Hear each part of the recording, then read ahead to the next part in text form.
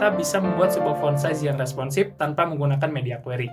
Halo saudaraku, sebagai seorang web developer, kadang gue agak sedikit kerepotan dan juga kebingungan dalam membuat sebuah font size yang responsif, atau istilahnya bisa dibuka di berbagai macam device dengan ukuran layar berbeda-beda, saudaraku. Nah, biasanya untuk mendapatkan sebuah font size yang responsif, itu biasanya kita menggunakan sebuah teknik yang namanya media query screen. Nah, tapi menurutku dengan kita menggunakan teknik media query ini agak sedikit merepotkan dan juga kesulitan nantinya dalam melakukan maintenance. Karena kita harus mengatur font size yang kita miliki di berbagai macam media query yang kita punya. Atau istilahnya kita men-setting font size-nya itu secara manual. Sebagai contoh di sini gue punya sebuah website dengan ada satu tagline.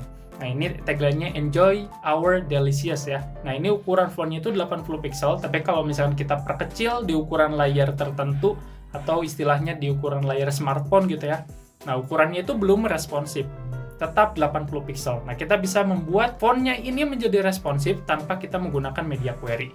Nah, caranya itu kita menggunakan sebuah website dengan bantuan sebuah website namanya itu Clamp Font Size App. Nah, jadi dengan font size Clamp generator ini dapat memudahkan teman-teman dalam membuat sebuah font size yang responsif dengan simple.